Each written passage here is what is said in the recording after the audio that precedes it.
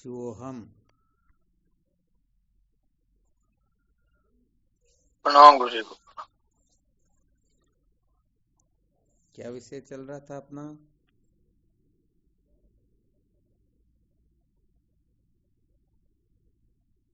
मुझे संसार को बनाए रखकर कभी भी सत्य का साक्षात्कार। संसार को बनाए रखकर कभी भी सत्य का साक्षात्कार नहीं किया जा सकता। जी। अच्छा, ये क्यों नहीं किया जा सकता? क्योंकि सत्य का जो साक्षात्कार है ना, वास्तव में सत्य का साक्षात्कार नहीं होता। थोड़ा ध्यान देना ना, क्या नहीं होता? जी, सत्य का साक्षात्कार नहीं होता। चलो 2 मिनट के लिए पहले आपकी तरफ से सुनो, पता चल जाएगा। ये संसार को बनाए रखकर सत्य का साक्षात्कार नहीं किया जा सकता। इसके मूल में तात्पर्य क्या है, क्या उद्देश्य है?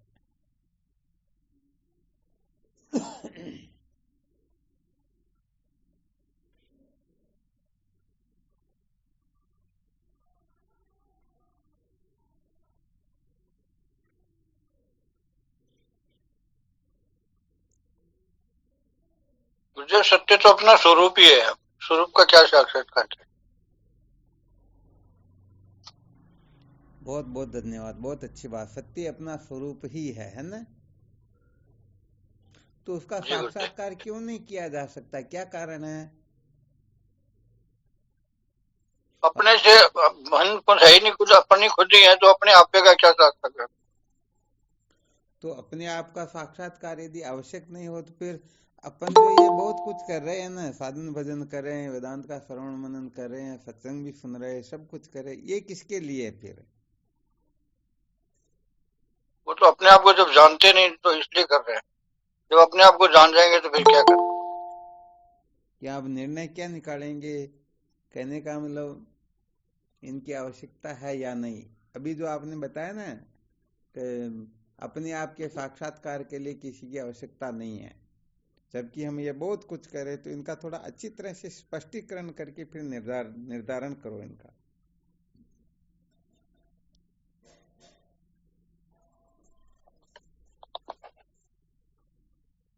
ये सूत्र बार बार क्यों कहा जाता है कि सत्य, संसार को बनाए रखकर सत्य का साक्षात्कार नहीं किया जा सकता?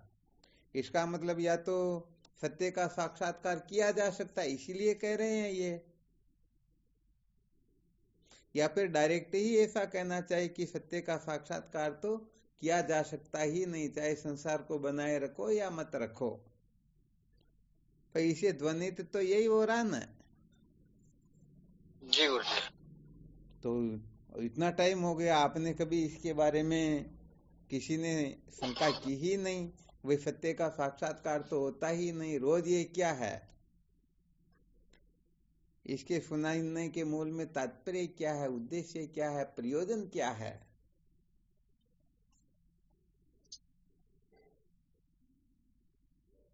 गुरु जी, आपने बताया था कि जो श्रेष्ठ वस्तु है उसको प्रलोभन दिया जाता है। अच्छा, श्रेष्ठ वस्तु उसको प्रलोभन दिया जाता या श्रेष्ठ वस्तु का प्रलोभन दिया जाता? श्रेष्ठ वस्तु को प्राप्त करने के लिए प्रलोभन दिया जाता है। बहुत अच्छी बात है। तो प्रलोभन क्या हुआ?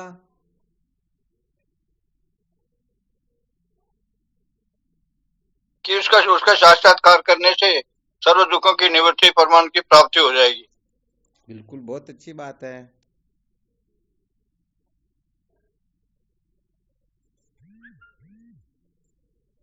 तो उसके लिए फिर क्या प्रलोभन दिया?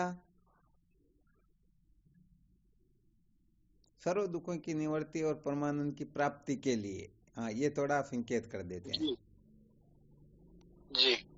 सत्य के साक्षात्कार के लिए तो सर्व दुखों की निवृत्ति, परमानंद की प्राप्ति का प्रलोभन दिया, परंतु उसको प्राप्त करने के लिए किसका प्रलोभन दिया?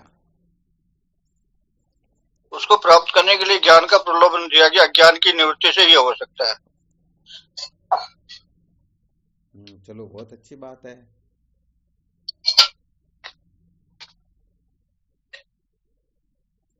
अच्छा, यहाँ पर मूल में प्रश्न ये था कि प्रतिदिन जो यही कहते हैं कि संसार को बनाए रखकर सत्य का साक्षात्कार नहीं किया जा सकता, इसका तात्पर्य क्या है? इसका तात्पर्य गुरुदेव यही है कि प्रकाश और अंधकार दोनों एक साथ नहीं रह सकते। ठीक बात है।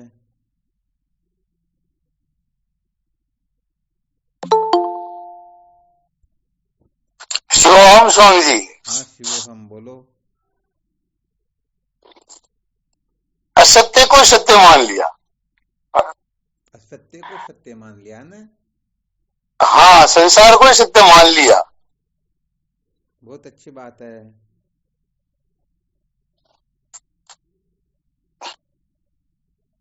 तो संसार को सत्य मान लिया, इसीलिए कहना पड़ा कि संसार को बनाए रखकर सत्य का साक्षात्कार नहीं किया जा सकता, यही कहना चाहते हो ना? हाँ हाँ जी स्वामी जी। बहुत बहुत अच्छी बात है।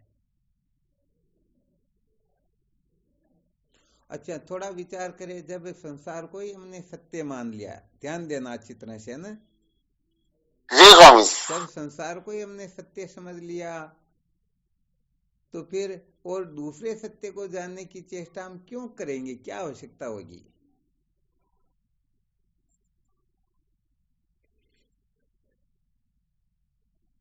चलो अब संसार को सत्य मान ले, लेकिन इसमें ये सत्य सत्य तो सदा रहता है, ये सदा नहीं रहता।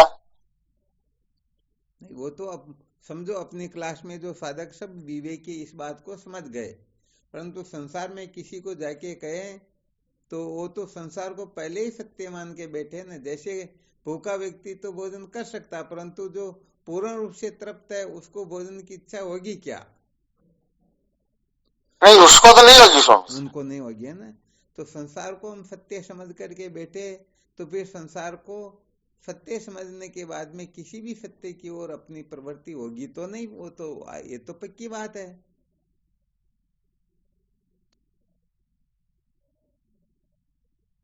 चलो ठीक, कोई बात नहीं, यदि संसार को सत्य मान भी ले तो फिर उस परम सत्य के साक्षात्कार की ओर प्रवृत्ति अपनी कब हो सकती है? जब इस संसार को झूठा मान ले स्वामी। जब संसार को झूठा मानेंगे। बहुत धन्यवाद, बहुत अच्छा संकेत किया। तो इसका मतलब ये है कि यदि कोई संसार को सच्चा समझ रहा है तो वह साधक है ही नहीं, यही कहना? हाँ जी स्वामी जी। जी स्वामी जी। जो संसार को झूठा समझेगा वह साधक हो सकता है, हालांकि साधक है या नहीं वो तो निर्णय बाद में होगा, परंतु कम से कम वह साधक हो सकता है शायद। ये तो क्लियर है ना? जी स्वामी। हाँ जी स्वामी जी। बहुत बहुत अच्छी बात है।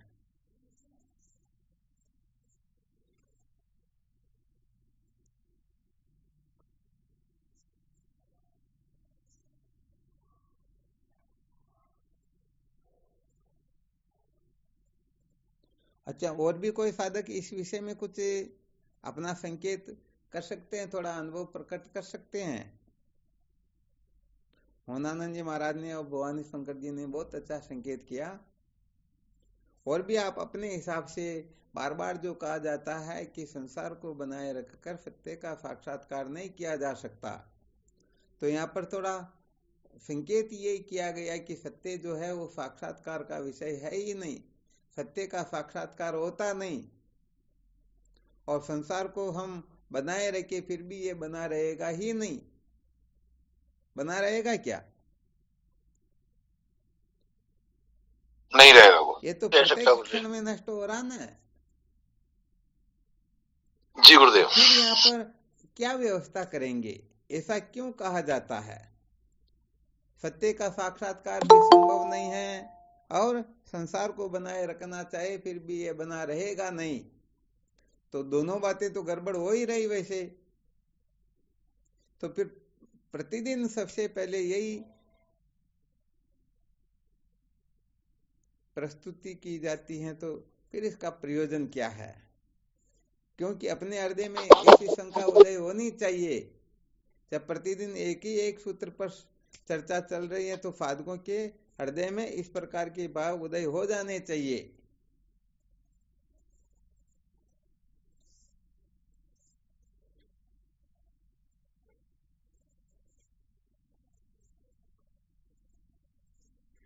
हाँ, बाकी के साधक भी गलत भी हो तो चिंता नहीं करनी, फिर भी अपना थोड़ा अनुभव प्रकट करना, ताकि पता चले हम जो समझ रहे हैं हमारी समझने की तीव्रता या किस प्रकार की क्या है वो सबका पता चल जाता फिर। जी चरणों प्रणाम। हाँ शिवो, हम बोलो।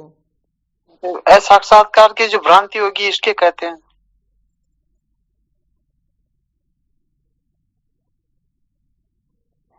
क्या कहते हैं? असाक्षात्कार की जो भ्रांति होती है वो हो जाती है, इसलिए सत्य का। अच्छा, सत्य के साक्षात्कार के लिए कहते हैं ना।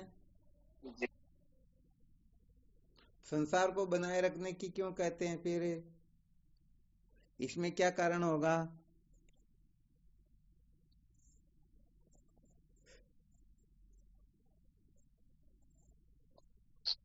प्रणाम स्वामी जी। हाँ शिवो, हम बोलो। स्वामी जी जैसे कि अभी आप बोल दो कि अभी आश्रम पर आना है, मतलब ठीक है। तो मैं यही कहूंगा कि स्वामी जी अभी तो 10-5 दिन या 15-20 दिन रुक जाओ कि मेरा जो भी काम है ये बिगड़ जाएगा, मतलब तो इसको सुधार के फिर मैं आऊंगा, मतलब ठीक बात है। तो संसार को बनाए रखकर फिर ही आपके पास आऊंगा, मतलब मैं बिगाड़ कर नहीं आना चाहता, मतलब। बहुत अच्छी बात है। तो विषय तो ये चल रहा है कि संसार को बनाए रखकर कभी भी सत्य का साक्षात्कार नहीं किया जा सकता, जबकि हम ये चाहते हैं कि संसार बिगड़े नहीं, फिर हमको सत्य का साक्षात्कार हो जाए, मतलब। हाँ बिल्कुल, सत्य बात तो यही कि हम सबके साथ में, आप क्या मैं क्या संसार क्या, सबके साथ में यही गड़बड़ घोटाला हो रहा है। अर्थात हम अज्ञान को और पुष्ट करके, अपने अमत्व ममत्व को और पुष्ट करके, अपने मन बुद्धि को ज्यादा महत्व दे करके फिर हम संसार के बंधन से मुक्त होना चाहते हैं। ऐसा समझो कि हम जिसका त्याग करना चाहते हैं उसी को और मजबूती से पकड़ते हैं, और जिनको पाना चाहते हैं उसकी हम परवाह करते नहीं, उनको पाने के लिए लालायित तो होते नहीं। तो ये तो बिल्कुल सत्य बात है कि जीव मात्र जो है इस जगह पर चाहता भले ही वो मोक्ष को, सचमुच में सत्य का साक्षात्कार करना चाहता है, परंतु अनादिकाल की जो ये अपनी हरकतें हैं ना, अपने इंद्रियों का मन का जो स्वभाव है, उस स्वभाव से हम थोड़ा छुटकारा प्राप्त नहीं कर पा रहे हैं। बात ये होती है कि जैसे पहले बहुत बार संकेत किया हुआ है, कहीं हम जाने के लिए निश्चय करके निकल पड़ते हैं और अपना लक्ष्य यदि 10 किलोमीटर दूर है तो हम जहां पर थे वहां से 10 किलोमीटर दूर है, परंतु 2 किलोमीटर चल गए तो अब 10 किलोमीटर दूर थोड़े ही हैं। नहीं है स्वामी। अब कितना दूर है?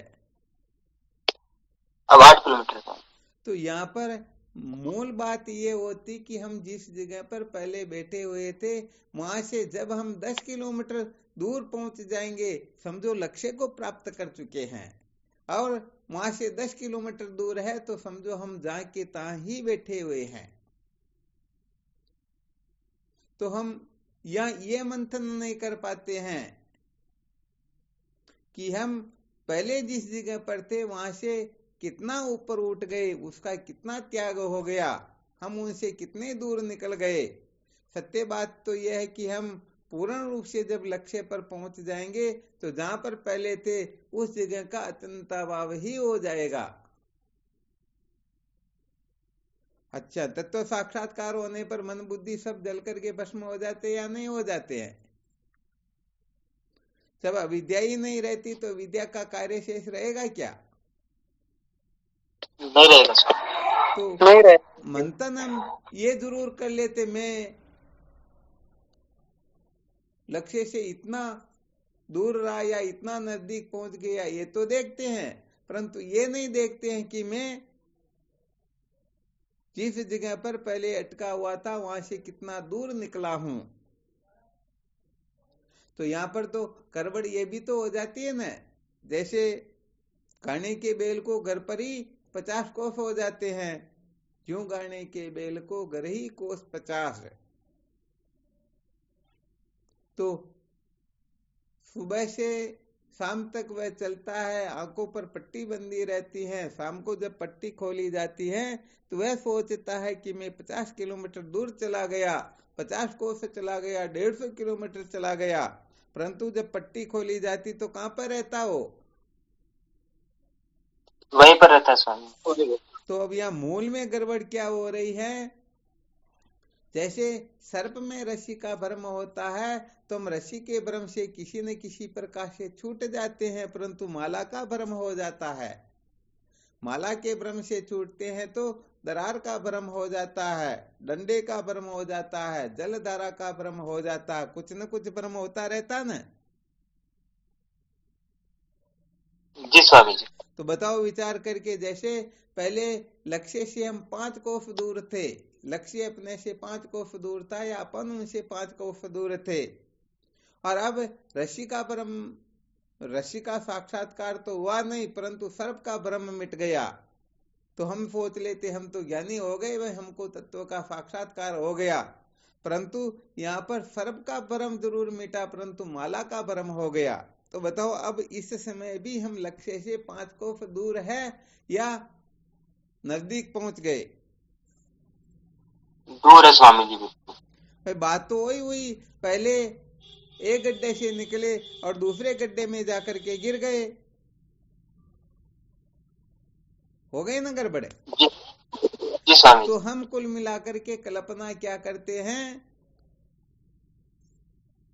एक भ्रम से छूट जाते हैं तो समझ लेते हमको तो तत्व का साक्षात्कार हो गया, हमको तो ज्ञान हो गया, बस हो गया। ये बहुत बड़ा गड़बड़ घोटाला। पहले हम दृश्य पदार्थों में महत्व ममत्व करके बैठे थे और दृष्टा में अटक गए, अपने को दृष्टा समझने लग गए। पहले अपने को देह समझते थे और अब अपने को जीव समझने लग गए, क्योंकि शास्त्रों में श्रुति माता में जगह जगह पर यह अध्यारोप किया गया है कि तुम देह नहीं हो बल्कि तुम तो जीव हो। अब शास्त्रों के तात्पर्य को तो हमने अच्छी तरह से समझा नहीं, और केवल मात्र शास्त्रों ने कहा और हमने मान लिया। गीता जी कह रही है, रामायण जी में कहा जा रहा है, ममैव अंशो जीव लोके, ईश्वर अंश जीव अविनाशी, ऐसे ही श्रुति माता आदि सब जगह संकेत किए हुए हैं। तो हम अपने को देह मानना तो छोड़ देते हैं परंतु अपने को जीव समझने लग जाते हैं। तो बताओ सचमुच में फायदा हो गया क्या? नहीं हुआ स्वामी जी। हाँ, फायदा बिल्कुल नहीं हुआ। सत्य बात तो यह है, जब तक अविद्या की मूल सहित निवृत्ति नहीं हो जाती है तब तक हम एक भ्रम से मुक्त होंगे तो दूसरे के चक्कर में पड़ जाएंगे, दूसरे से छूटेंगे तो तीसरे के साथ चिपक जाएंगे। ये जीवन ऐसे ही चलता रहेगा और अंततो गत्वा संसारारण्य में भटकने के सिवाय कुछ भी मिलने वाला है ही नहीं। तो यहाँ पर अपने को बहुत अच्छी तरह से मंथन करके देखना। अभी जो दृष्टांत बताया ना, थोड़ा सा विचार उदय हो जाए, थोड़ा सा विवेक हो तो हम कह देंगे अरे भाई नहीं नहीं, डरने की कोई जरूरत नहीं है, ये सर्प है ही नहीं। क्योंकि सर्प जो होता है, एक गाय का दूध निकाले इतनी देर में वो 4 घरों में घूम जाता है, और आधे घंटे से 1 घंटे से देख रहे वो हिला नहीं, आगे पीछे नहीं हुआ तो निश्चय हो जाएगा ना भाई ये सर्प नहीं है। परंतु माला दरार आदि दूसरी भ्रांति हो रही। तो कहने का मतलब बात यह है कि वो पहले जिस जगह पर थे उसी जगह पर है, उनका कोई विकास हुआ ही नहीं। तो एक जगह से छूटने से काम नहीं चलता है। सचमुच में जब तक ऋषि का साक्षात्कार नहीं होता है तब तक ये सारे के सारे भ्रम अपने को विचलित करते रहेंगे। हाँ, ये भी अच्छी तरह से समझ लेना, वो सर्प के भ्रम से सचमुच में मुक्त नहीं हुए। हाँ, वो थोड़ा भ्रम दब गया, माला का भ्रम थोड़ा ऊपर उठ गया तो सर्प का भ्रम दब गया। तो माला का जिस समय उनको भ्रम हो रहा है उस समय भी हृदय में कंपी रहेगी, अरे भाई हो सकता है ये नींद आ रही हो, बेहोश हो गया हो। सर्प ही हो सकता, जरूरी थोड़ी माला है, कहीं उड़ करके गले में लिपट गया तो काम बेकार कर देगा। तो बताओ निर्भय हो सकते हैं क्या? नहीं हो सकते स्वामी। हाँ, निर्भय तो तभी हुआ जाएगा जब अधिष्ठान का ज्ञान होगा। बिना अधिष्ठान ज्ञान के विद्या एवं तन्मूलक संसार की अत्यंतिक निवृत्ति होती ही नहीं। इसको अच्छी तरह से ध्यान में रखना चाहिए। यदि ये रहस्य नहीं समझ पाए तो सच्ची बात यह है कि हम कभी एक बंधन से छूटेंगे, दूसरे में उलझ जाएंगे, दूसरे से छूटेंगे, तीसरे के चक्कर में पड़ जाएंगे।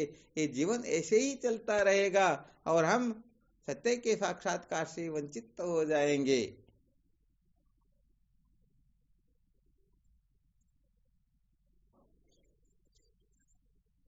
चलो फिर भी बहुत धन्यवाद। वैसे देखा जाए तो जिज्ञासा तो सबके अंतर्गत तो होती है, परंतु तड़पन जो होती है ना, अभी रमेश ने जो दृष्टांत दिया कि हम हमारा काम पूरा करके आते हैं, तो आ तो रहे हैं भले ही, परंतु उनकी जो तड़पन है ना, वो तड़पन थोड़ी उत्तम तड़पन नहीं है, वो मंद या मध्यम तड़पन हो सकती है।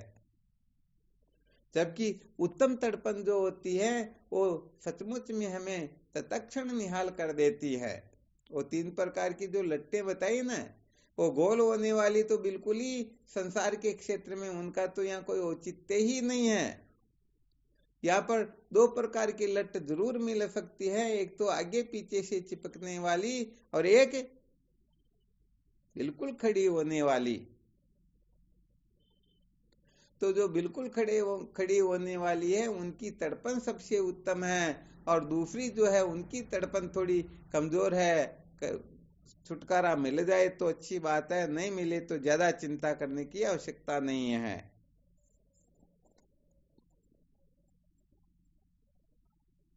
चलो और कोई साधक अपने हिसाब से बोल के दिखाओ, इसका क्या तात्पर्य है।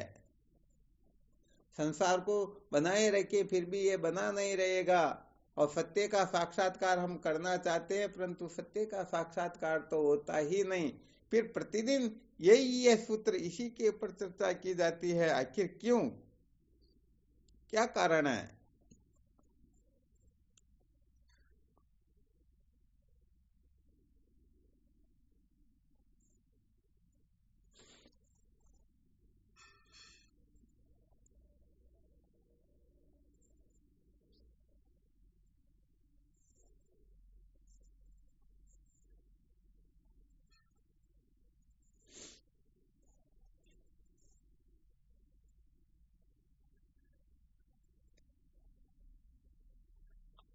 प्रणाम कुछ नहीं कहना, शिवोहम।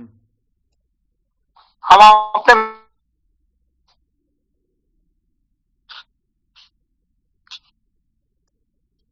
आवाज नहीं आ रही हीरालाल जी? आवाज नहीं आ रही है गुरुदेव? आवाज नहीं आई थी। पीली बुके आनी चाहिए कई बार कारण कई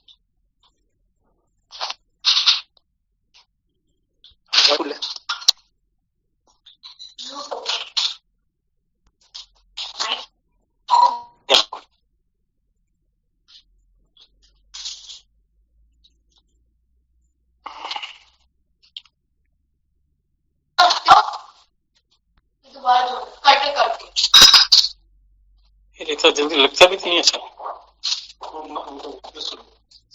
हीरालाल जी की भी आवाज नहीं आ रही है। चलो कोई बात नहीं, जिनकी आवाज आ रही है वो वह बोलो, हीरालाल जी की नहीं आ रही, सही है।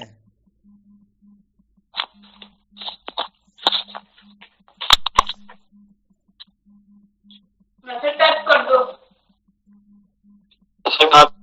टाइप कर देते। हाँ, और कोई बोल रहे हैं क्या इस विषय में? प्रणाम गुरुदेव, चरण स्पर्श।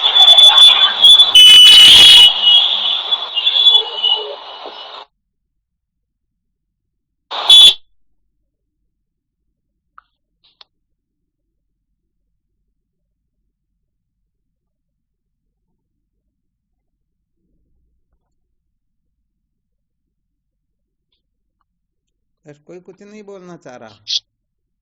शिवम, अब आवाज आ रही है गुरुदेव? हाँ बिल्कुल, अब आ रही है।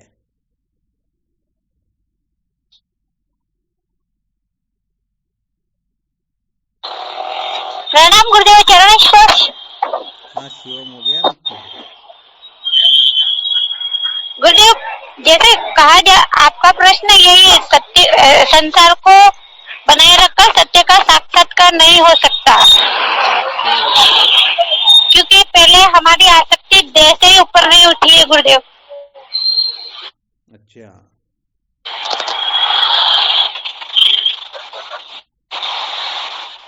इसीलिए हमारे को सत्य का साक्षात्कार नहीं हो सकता। चलो बहुत अच्छा। प्रणाम गुरुदेव, चरण स्पर्श।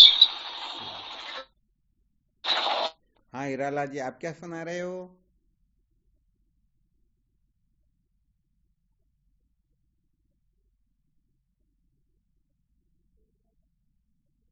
आवाज आ रही है हीरालाल जी?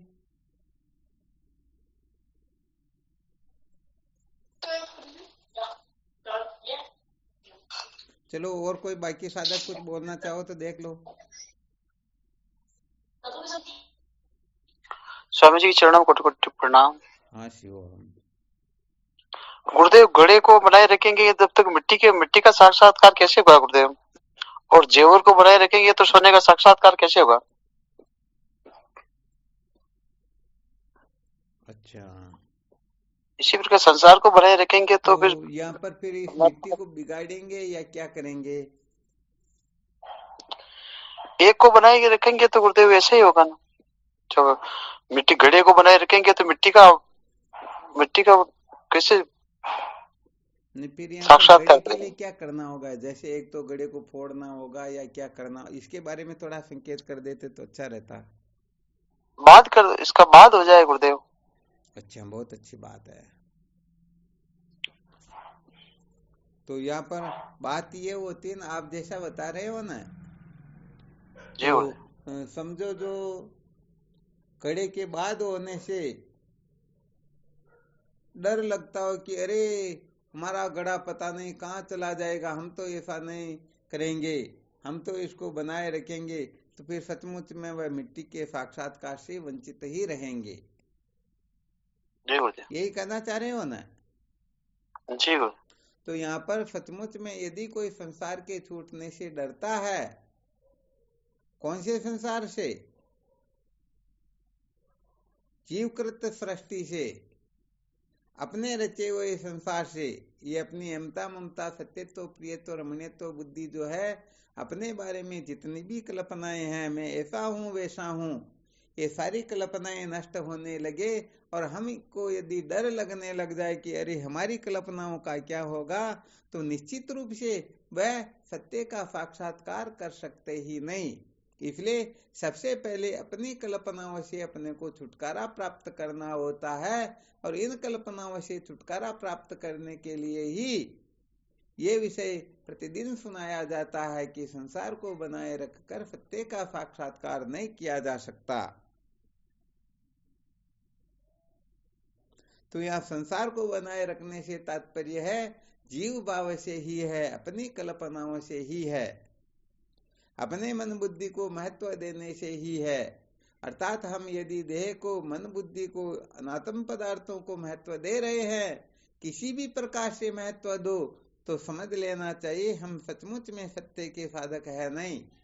हम सत्य का साक्षात्कार नहीं करना चाहते हैं, बल्कि मौज मस्ती मनोरंजन ही करना चाहते हैं। मौज मस्ती मनोरंजन क्या है? जैसे हम संसार को भोग रहे हैं वैसे ही ब्रह्म को भोगना चाहते हैं।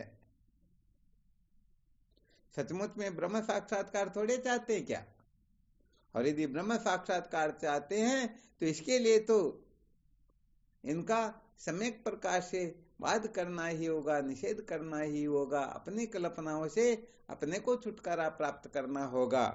परंतु सत्य कहे तो ये इतनी खतरनाक है, अनादिकाल की ये ऐसी बेड़ियां है कि इस बेड़ियों को पहनते पहनते अपने को ऐसा अभ्यास हो गया कि इसके बिना हम जी सकते ही नहीं, इसके बिना हम कुछ कर सकते ही नहीं। यदि थोड़ी बहुत ये बेड़ियां टूटने लगे, खुलने लगे, इधर उधर होने लगे, तो हम कहने का मतलब क्या कर देते हैं? हो जाती है गड़बड़, नहीं हो जाती है? प्राण त्याग दे से। हाँ, कहते न मांस आदि की नारी बनी, नर भी उन्हीं का है बना, चैतन्य दोनों माई सम है, भेद है तब लेस ना, तो भी परस्पर मोह वश आसक्त ऐसे वोय है, देव वश जावे बिछुड़ तो प्राण तक भी खोय है। यदि थोड़ी बहुत गड़बड़ घोटाले की कुछ हो जाए तो एक दूसरे के लिए प्राण त्यागने के लिए तत्पर रहते हैं। तो वे देख लो, अब इस प्रकार से तत्पर रहते कि परमात्मा छूटे तो छूटे, परंतु ये संसार नहीं छूटे तो गड़बड़ हो जाती है ना फिर। गुरुदेव। हाँ, तो बिल्कुल जब तक ये अपनी जो बनाई हुई कल्पना है, अपनी बनाई हुई सृष्टि है, जब तक हम इनको मिथ्या नहीं समझ लेते हैं, झूठी नहीं समझ लेते हैं, सचमुच में ये दुखों का कारण है, ये रहस्य अच्छी तरह से समझ में नहीं आ जाता है, तब तक हम सत्य का साक्षात्कार कर सकते ही नहीं। हाँ, यहाँ पर भले ही अपन मंथन कर लेंगे कि सत्य का साक्षात्कार नहीं होता या ऐसा वैसा होता, ये बातें भले ही कर लेंगे, परंतु यदि संसार को बनाए रखना चाहते हैं किसी भी रूप में, चाहे निषिद्ध के रूप में हो, चाहे विहित के रूप में हो, किसी भी रूप में क्यों न हो, तो वह सचमुच में सत्य के साक्षात्कार से वंचित ही रहेंगे। तो सबसे पहले अपने को असल में ये मानस बनाना होता है कि हम सचमुच में सत्य का साक्षात्कार करना चाहते हैं या नहीं। फिर सत्य का साक्षात्कार कैसे होता वो प्रक्रिया अलग से रहेगी, परंतु सत्य का साक्षात्कार यदि अपने जीवन का लक्ष्य बन जाए तो उसके लिए ये सूत्र समझो इकट्ठे ही है कि हम अपनी बनाई हुई कल्पनाओं को महत्व दे करके, उनको बनाए रख करके फिर सत्य का साक्षात्कार स्वप्न में भी कर सकते ही नहीं। कल्प कल्पांतर तक कुछ भी क्यों न करते रहे, फिर भी सत्य का साक्षात्कार होना संभव ही नहीं है। आ गया समझ में? या और कुछ?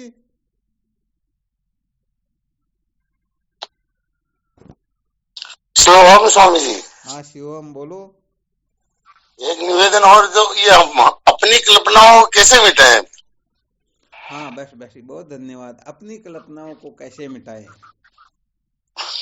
देखो, बात ये होती है कि जब तक हम अपनी कल्पनाओं को परम सत्य समझ करके बैठे हुए हैं, तब तक तो सच्ची बात है, ब्रह्मा जी भी आकर कृपा करे तो भी ये मिटने वाली है नहीं। जी स्वामी जी। अपनी कल्पनाओं को कहने का मतलब, जैसे हम अस्पताल कब जाते हैं, जब थोड़ी बहुत कुछ न कुछ देह में गड़बड़ होती है तभी जाते हैं ना। हाँ जी। और विशेष बात ये भी होती है, खैर आप लोगों की बात अलग, आप तो आपकी दृष्टिकोण आपका अलग हो सकता। मेरे लिए तो बता सकता हूँ कि यदि बुखार वगैरह कुछ भी आ जाए तो 2-3 दिन तक तो देखते हैं कि नमक पी लें, नींबू पी लें, काली मिर्ची इसका काढ़ा बना ले, ऐसा वैसा कर ले, और जब आपे से बाहर होती तब ही जाते हैं। तो सबसे पहले हम ये अकल मुशियारी जरूर लगाएंगे, कभी हमारे से अपने से ही काम हो जाएगा तो क्यों किसी की गुलामी करना, क्यों घर छोड़ना, क्यों किसी को महत्व देना, होगा ना ऐसा?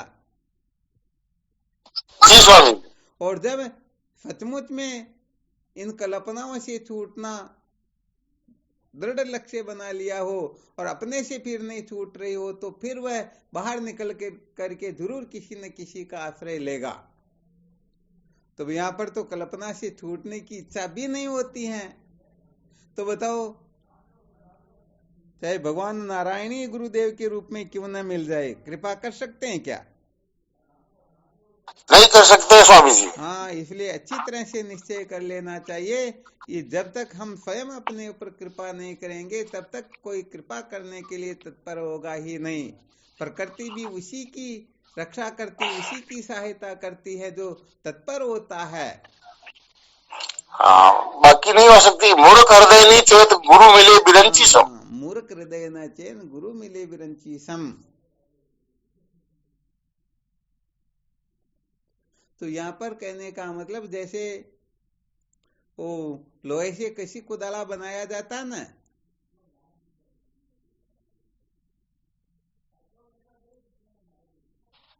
आवाज आ रही है? कुदाला आ रही है। तो कसी कुदाला बनाया जाता तो एरन के ऊपर जब रख करके हथौड़े से चोट मारी जाती है तभी कसी कुदाला बन सकता है, या ऐसे ही बन जाएगा? तभी बनेगा महाराज, कैसे बनेगा फिर? हाँ, कहते ना, लो चोट सेवे या घन की बन गया कसी कुदाला, पारस के संग अंग जारा अड़िया कंचन हो गया सारा, साधो भाई सत की संगत सुख धारा। तो भाई यहाँ चोट सहन करनी होती है।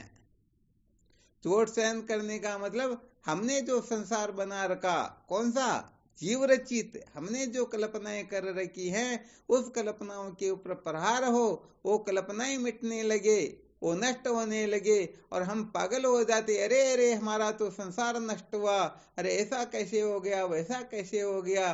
तो वह कहने का मतलब चोट सहन करने वाला साधक है ही नहीं। जैसे मूर्ति किस पत्थर की बनती है?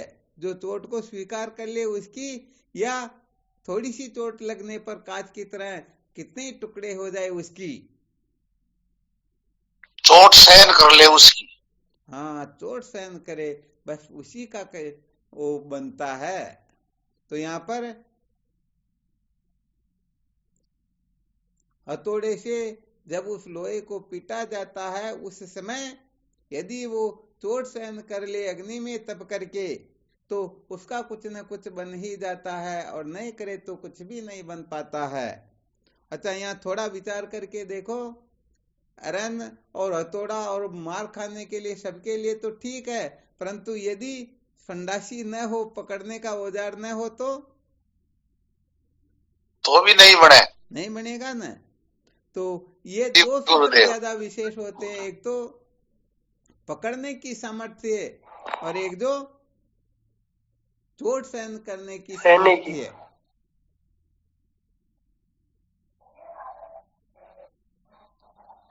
ये दो सूत्र यदि किसी साधक में अच्छी तरह से प्रकट हो जाए तो निश्चित रूप से वो अपने आप को धन्य करने में समय नहीं लगाएगा। हाँ, बिल्कुल निश्चित रूप से वो कृतार्थ हो ही जाएगा। चोट तो भले खूब सहन करना चाहे, परंतु गुरुदेव, हाँ बोलो, क्या कहना चाहते हो? आप भी तो व्यायाम करना पड़ेगा। क्या हुआ? तो आप भी तो करना पड़ेगा, पहले तब तो चोट खाएगा ना, फिर पकड़ के चोट खाएगा। तपना तो पड़ेगा ही पड़ेगा, जो तपेगा वही तो योग्य होगा। जय श्री राम, जय शिवम। तो यहाँ पर तपने का मतलब, वो फंडासी से पकड़ने का मतलब, जिनसे हमको विद्या प्राप्त करनी है उनको पकड़ने की सामर्थ्य होनी चाहिए। और ये कब हो सकता है? जब अपने में सठ संपत्ति हो। आ रहा समझ में? जी गुरुदेव। और यदि फट संपत्ति ही नहीं है तो मामला डावाडोल है। डावाडोली है ना। जी गुरुदेव। हाँ, तो यहाँ पर कहने का मतलब ये सारी करामात इसी जगह पर होती हैं, अपने में सामर्थ्य हो दोनों प्रकार की।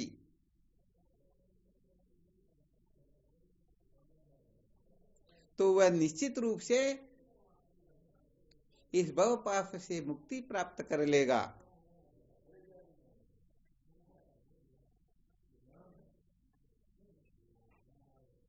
तो चलो ठीक, इसका भी थोड़ा मंथन करना कि हम सचमुच में कल्पनाओं को सत्य समझ रहे हैं या कल्पनाओं में थोड़ी बहुत कमी बेशी का अनुभव कर रहे हैं। यदि अपनी कल्पनाओं से हम संतुष्ट हो, अपने को कोई दुख तकलीफ ही न हो, तो भाई सचमुच में ऐसे लोगों के लिए न वेदांत विचार है, न कोई कर्म उपासना है, न कोई अन्य कोई साधन है। वो तो केवल मात्र ऐसे ही संसारारण्य में भटकते रहेंगे। वो जन्मते हैं मरने के लिए और मरते हैं जन्मने के लिए।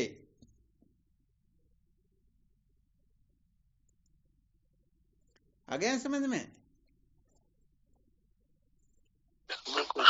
हाँ, तो इसके लिए कभी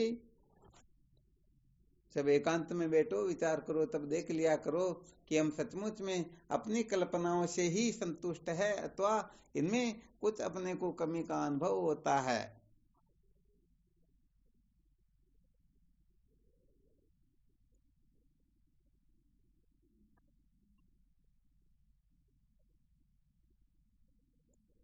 चलो, और भी कोई इस विषय पर कहना चाहते हैं कुछ?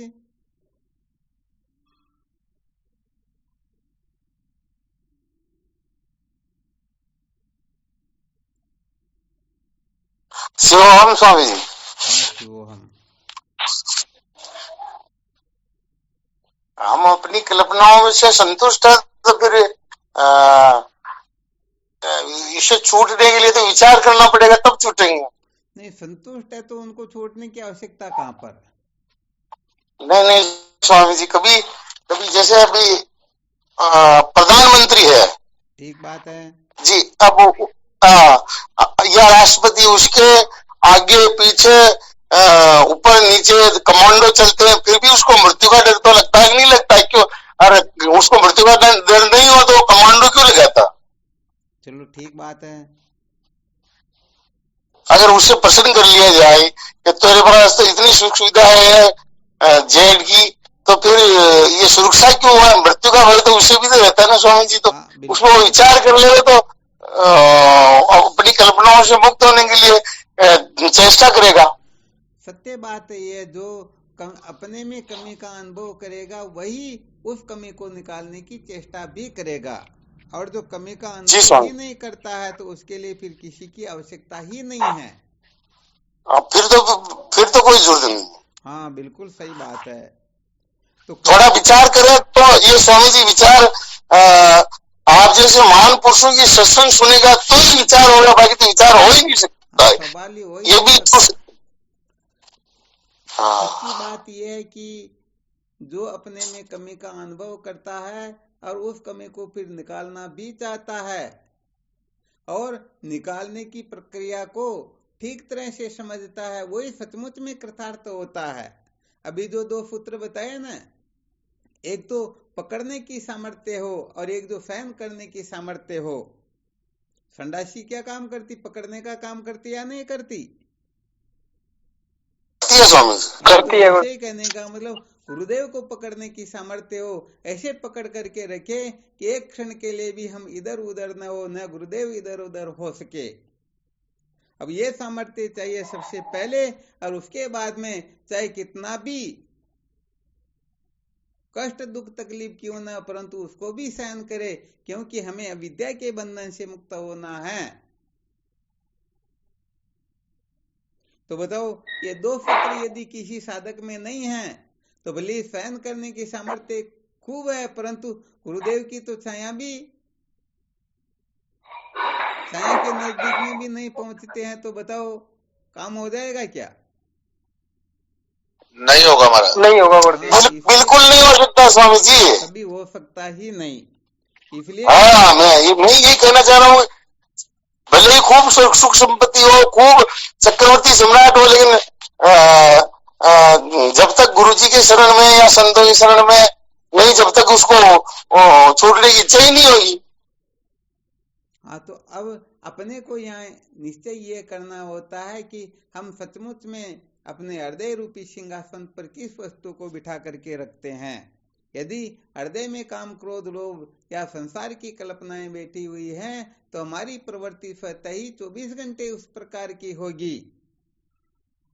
तो फिर क्या करेंगे? हम संसार को ही बनाए रखना चाहेंगे, और संसार को बनाए रखना चाहते हैं तो फिर सत्य का साक्षात्कार कभी कर सकते ही नहीं। ये सारा का सारा जो सूत्र बताया, इसका अच्छी तरह से मंथन करके इसका निर्णय समझ लेना चाहिए, निर्णय कर लेना चाहिए। तो यहाँ पर मूल रूप में जो सर्वप्रथम में जो बताना चाहते थे ना, तो बेरूलाल जी महासाहब ने वैसे थोड़ा संकेत कर दिया था। सत्य का जो साक्षात्कार है ना, वास्तव में सत्य का साक्षात्कार होता ही नहीं। क्या नहीं होता है?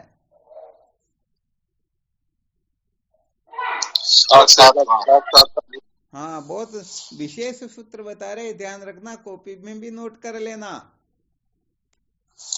फिर भी यहाँ पर कहा जा रहा है कि संसार को बनाए रखकर सत्य का साक्षात्कार नहीं किया जा सकता। इस रहस्य को समझने के लिए भी संतों की आवश्यकता होती है। तो इसका जो मूल मर्म जो है ना, मूल मर्म ये है कि सत्य का साक्षात्कार तो किया नहीं जा सकता है, परंतु सत्य का साक्षात्कार किसे कहते हैं? असत्य के त्याग का। ध्यान देना अच्छी तरह से। धनुलाल जी महाराज ने क्या बताया था? साक्षात्कार पने की जो भ्रांति है उसकी निवृत्ति का नाम तत्व साक्षात्कार होता है। तो असत्य का तो त्याग कर सकते हैं या नहीं कर सकते हैं?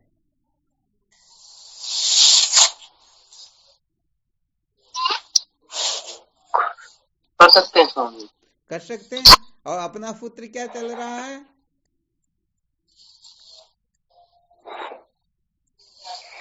संसार को बनाए कभी भी सत्य का संसार को साक्षात्कार बनाए नहीं। रखकर सत्य का साक्षात्कार नहीं किया जा सकता। अर्थात संसार को बनाए रखना क्या है? ये असत्य। संसार असत्य है या नहीं? सत्य। और हम असत्य को ही बनाए रखना चाह रहे हैं। तो बताओ, सचमुच में हम सत्य के साक्षात्कार के अधिकारी हैं क्या? नहीं है भाई। हाँ, तो विशेष रूप से ये सूत्र इसी प्रकार से सिद्ध करके बताना चाहते थे। हम सत्य का साक्षात्कार तो करना चाहते हैं, परंतु असत पदार्थों के प्रति हमारी जो आस्था बैठी हुई है, इस आस्था को थोड़ी बहुत भी नष्ट नहीं होने देना चाहते। और यदि कोई नष्ट करना चाहे तो उनको एक नंबर का शत्रु समझ बैठते हैं। शायद थोड़ा बहुत रहस्य समझ में आ गया होगा।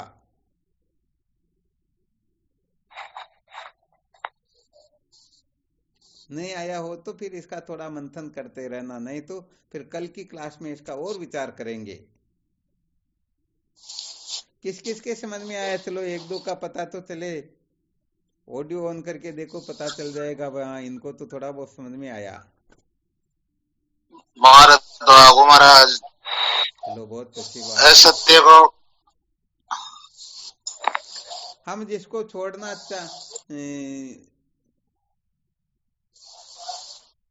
श्रुति संत शास्त्र जिसको छोड़ने का संकेत करते हैं, हम उसको ही पकड़ के बैठा रहना चाहते हैं, उसी को पकड़ करके बैठे हुए हैं। तो यहाँ हो गई ये तो गड़बड़। फिर सत्य का साक्षात्कार कहाँ चाह रहे हैं?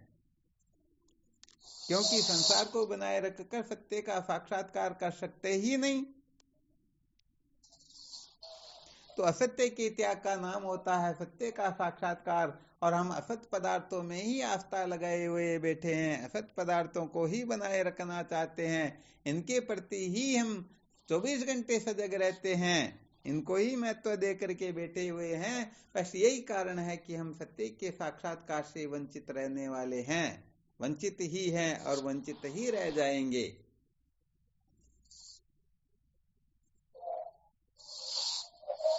समझ में आ गया? जी गुरुदेव। जी गुरुदेव। अरे वाह, आपकी बार तो 4-5 साधकों की शाबाश, बहुत अच्छी बात है। चलो, जिनको समझ में आया धन्यवाद, और समझ में नहीं आया तो फिर थोड़ा इसको अच्छी तरह से समझने की कोशिश करना। क्योंकि यदि हम सचमुच में ठीक प्रकार से नहीं समझेंगे तो ये अपना जीवन सचमुच में व्यर्थ चला जाएगा, और अंत में हमें रोने पछताने के सिवाय कुछ भी मिलने वाला है ही नहीं। इसलिए जिन जिन को हम महत्व दे करके पागल हो रहे हैं, सचमुच में सारा का सारा नाम रूपात्मक प्रपंच ये स्वप्नवत है।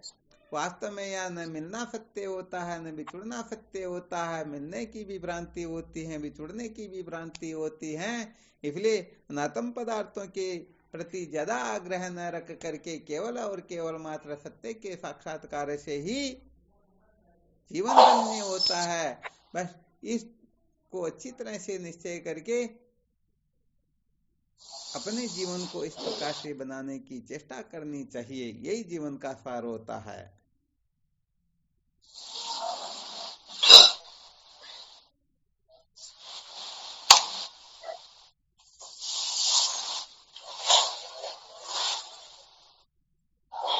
तो कुल मिलाकर के सार क्या निकला? अपनी कल्पनाओं को त्यागना ही होगा। यदि अपनी कल्पनाओं को छोड़ना नहीं चाहेंगे तो फिर ये जो कुछ भी सुनाया जा रहा, ये सब मनोरंजन मात्र हो जाएगा। हम देह को, इंद्रिय को, प्राण मन बुद्धि को महत्व दे करके कभी भी सत्य का साक्षात्कार कर सकेंगे ही नहीं। यदि सत्य का साक्षात्कार करना हो तो इन अनात्म पदार्थों के प्रति अपनी महत्व ममत्व सत्यत्व बुद्धि जो बैठी हुई है, जो आस्था बैठी हुई है, वह अनास्था में बदल जाए तो समझो हम सचमुच में यहाँ से प्रस्थान कर चुके हैं, सचमुच में हम सत्य के साधक हैं। वरना सच्ची बात है, ये सारा का सारा मौज मस्ती मनोरंजन ही होता है।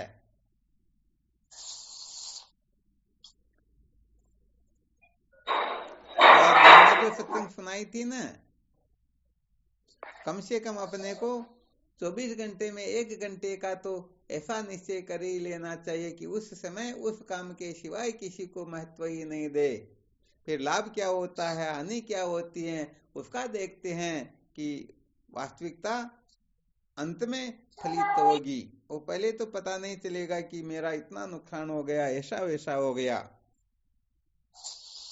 कहने का मतलब साधकों के लिए संसार के कोई आ भी जाए, चले भी जाए, तो उनको पता रहे कि अरे भाई इस समय उनके साधन भजन का टाइम है, इसमें तो कुछ ना कुछ करते हैं, इसमें वो किसी से मिलते नहीं हैं, बात नहीं करते हैं, अपने हिसाब से ही रहते हैं। तो इस समय हमें वहां नहीं चलना है, बल्कि इस समय के बाद में ही चलेंगे।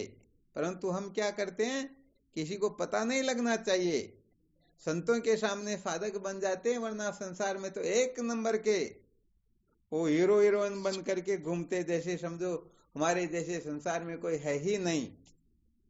तो गड़बड़ घोटाला हो रहा ना जी गुरुदेव। हाँ, तो यहाँ पर हाँ समस्त साधकों को चेष्टा करके देखो क्या होता है।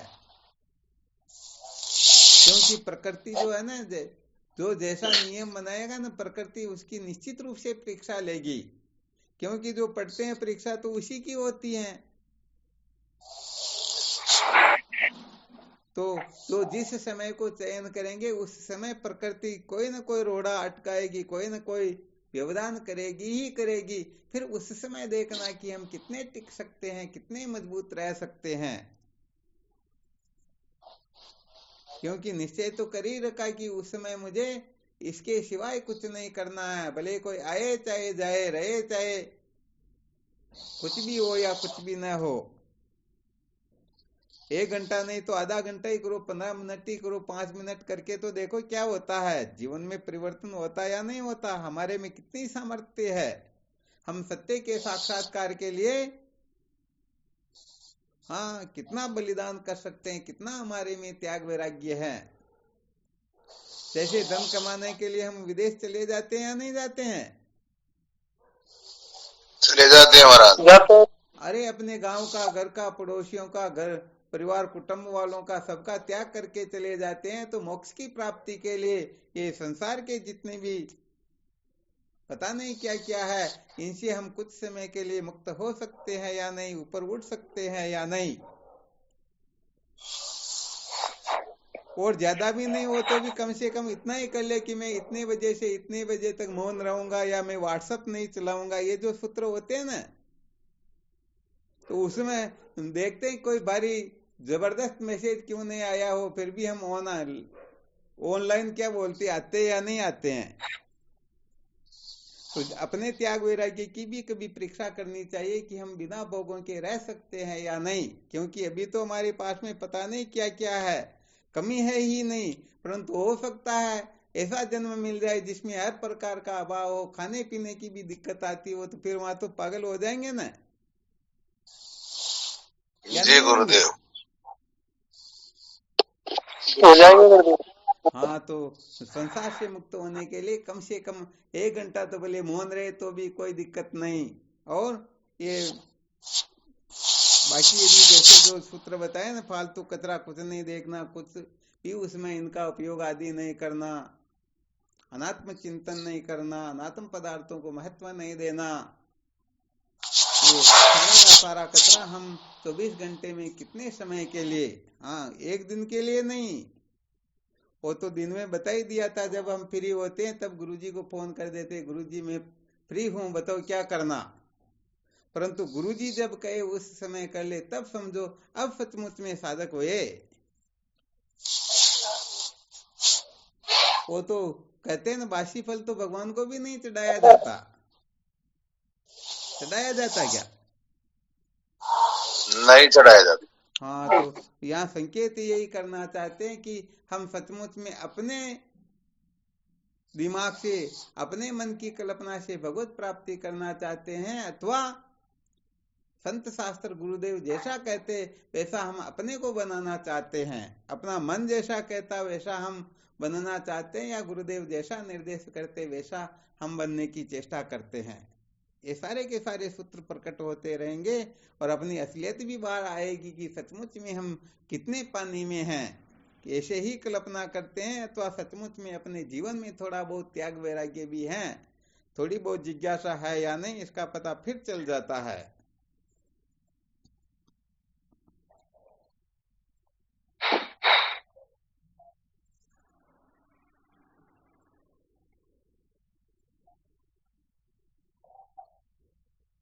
अब जिनको सत्य का साक्षात्कार करना हो उनके लिए तो कुछ भी कठिन नहीं, भले ही समस्त सृष्टि का त्याग करना हो। वो जानते हैं कि एक न एक दिन सब छूटने वाला है, तो अरे कल नहीं आज, आज नहीं अभी, जो चीज छूटने वाली है वही तो छूटेगी।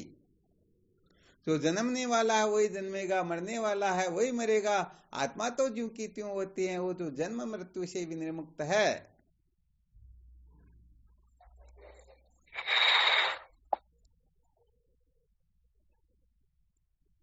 तो वैसे देखा जाए तो आज भी विशेष सत्संग थी। इसके अंतर्गत भी यदि आप लोगों ने नोट किया हो, ध्यान रखा हो, तो बड़े बड़े विलक्षण सूत्र इससे निकलेंगे। उन सूत्रों में से एक सूत्र का भी यदि कोई ठीक तरह से आश्रय ले ले तो निश्चित रूप से वो कृतार्थ हो सकते हैं। तो और ज्यादा समझ में आए या ना आए, कम से कम इतना तो देख ही लेना कि हमारे मन मुताबिक से यदि कल्याण होता तो कभी का हो जाता। अब हमें अपने मन मुताबिक न करके सचमुच में क्या करना क्या नहीं करना, इसका अच्छी तरह से निर्णय ले लेना चाहिए।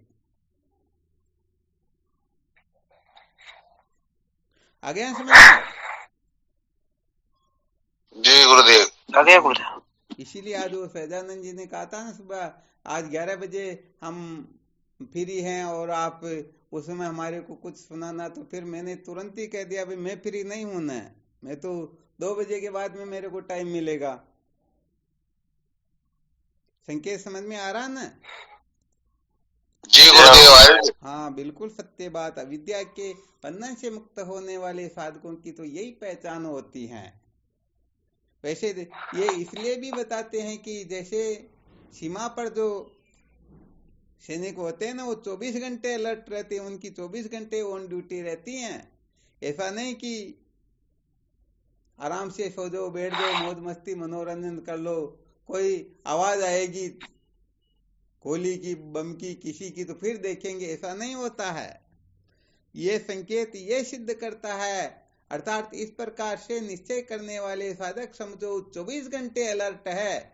उनको कभी भी कहो कि इस समय तुमको ये करना है, तो सबको छोड़ने की सामर्थ्य रखेंगे कि हम तैयार हैं।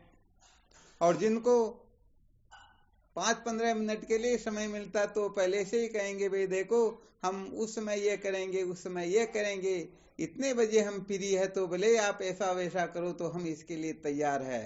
तो इसका मतलब उनकी जिज्ञासा से पता चल जाता है कि इनको आवश्यकता है नहीं, ये तो केवल और केवल मात्र खाना पूर्ति करना चाहते हैं। तो देखते हैं, देखें ऐसे साधक कितने जीवन में मिलते हैं। अभी तक तो ऐसे शायद मिले नहीं, और हो सकता है आप लोगों में कोई ऐसा प्रकट हो जाए कि मैं 24 घंटे तैयार हूं, आप मुझे 24 घंटे में कुछ भी कह सकते हो, मैं 24 घंटे के लिए तैयार हूं। तो देखते हैं ऐसे साधक कितने निकलते हैं। और ध्यान रखना, कोई कह भी मत देना मैं परीक्षा पता नहीं कैसे कैसे ले लेता हूं, उनको पता भी नहीं चलता और वो फेल पास होते, जिसका भी निर्णय निकल जाता फिर। इसलिए खूब सोच समझ के भी कहना, ऐसा नहीं कि भावना में आकर के चलो हम कह दें।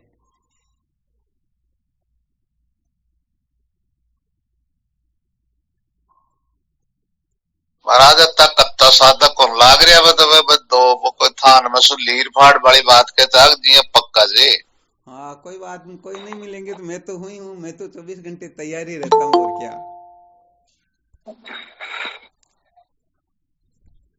तो 24 घंटे जो जन्म मृत्यु के बंधन से मुक्त होने के लिए तैयार रहते हैं, समझ लेना चाहिए वह साधक ही इस जीवन में विद्या के बंधन से मुक्त होकर के सदा सदा के लिए कृतार्थ हो सकते हैं।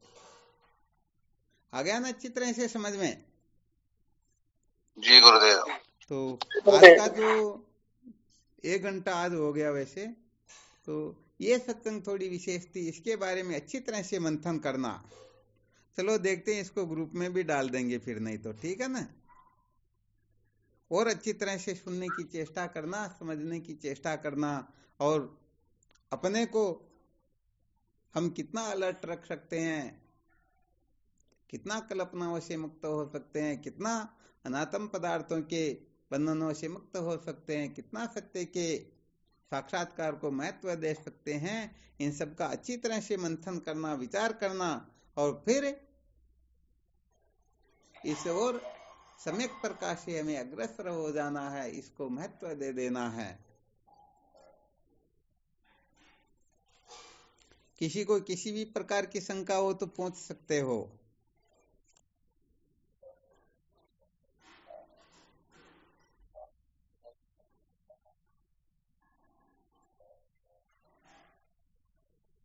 नहीं गुरुदेव, कोई शंका नहीं है? नहीं गुरुदेव। चलो नहीं है धन्यवाद। तो देखते हैं, देखे कौन सा साधक सबसे पहले मैसेज करके बताता कि भाई हाँ कितने तैयार है। कुछ न कुछ तो करना ही चाहिए, ठीक है ना? जी गुरुदेव। जी गुरुदेव।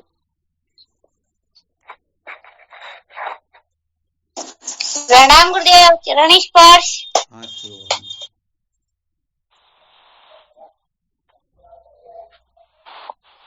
शिवोहम। हाँ गुरुदेव। शिवोहम गुरुदेव, शिवोहम। बारंबार प्रणाम। गुरुदेव भगवान के प्रणाम गुरुदेव, आपके श्री चरणों में प्रणाम, बारंबार प्रणाम। शिवोहम। स्वामी जी के चरणों में साष्टांग दंडवत प्रणाम। हाँ शिवोहम। प्रणाम शिवोहम। शिवोहम। 8:08 पर सत्संग चालू हो जाती, समस्त साधकों को सावधान रहना, लेट किसी को भी नहीं जुड़ना। शिवोहम महाराज प्रणाम। हाँ शिवोहम। प्रणाम स्वामी जी, आपके श्री चरणों में कोटि कोटि प्रणाम। शिवोहम। गुरुदेव भगवान के श्री चरणों में साष्टांग दंडवत प्रणाम। शिवोहम। हाँ शिवोहम। शिवोहम। शिवोहम। ओम चरण स्पर्श। शिवोम नारायण हरि ओम। प्रणाम गुरुदेव। शिवोहम। शिवोहम। शिवोहम।